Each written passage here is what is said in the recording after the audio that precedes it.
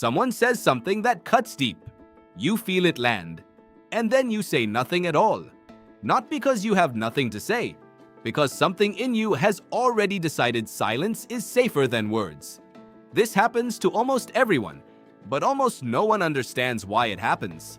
The real answer is far stranger than, "I just didn't want to talk." Your silence is not empty.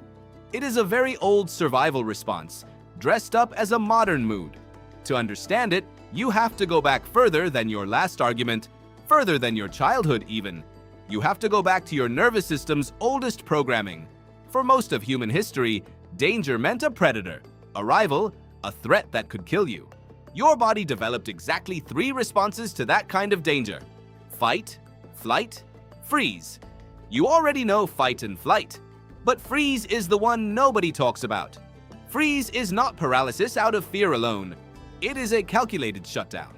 When fighting back seems useless and running away seems impossible, your body chooses stillness. Predators often lose interest in something that stops moving.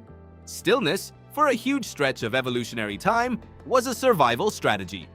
Neuroscientist Stephen Porges studies this in what he calls polyvagal theory. He describes a nervous system state where the body pulls back, goes quiet, and conserves energy when it senses a threat it cannot outrun or outfight. He calls it a kind of biological trapdoor. When your brain believes there is no winning move, it drops you into stillness instead. Now think about the moment someone hurts you with words. There's no predator. There's no danger to your body. But your brain does not always know the difference. Psychologist John Gottman spent decades studying couples, watching thousands of hours of real arguments in his research lab. He found something that surprised even him. The people who went silent during conflict were not always the calmest ones in the room. Often, they were the most overwhelmed. Gottman called this stonewalling, and he discovered it is frequently preceded by a spike in heart rate, a flood of stress hormones, a nervous system tipping into overload. In other words, going quiet is not coldness. It is often the exact opposite. It is a body that got too hot too fast and shut the valve to keep from boiling over. Here is where it gets stranger. Silence after hurt is not just a nervous system reflex. It is also something you learned. Psychiatrist Bessel van der Kolk, who spent his career studying trauma, found that people who grew up in homes where expressing pain led to punishment, dismissal, or more conflict, often learned an early lesson. Speaking up did not help, so the body adapted. It skipped straight to shutdown, because shutdown at some point worked. Think about that for a second. Somewhere back in your history, silence protected you. Maybe it avoided a fight. Maybe it avoided being laughed at or ignored, or made to feel worse for having feelings at all. Your brain filed that away as a successful strategy. And your brain does not delete successful strategies, it reuses them. So when you go quiet today, some old buried part of you is not being distant. It is running a program that once kept you safe. But here's the twist your body doesn't tell you. What worked as protection can quietly become a prison. Psychologist John Bowlby, who developed attachment theory, showed that humans are wired from infancy to seek connection when distressed. A hurt child instinctively reaches for comfort. That's the default setting. Silence is what gets layered on top of it. A learned override that says reaching out is not safe, so don't. The tragedy is that the people around you cannot see a nervous system shutting down.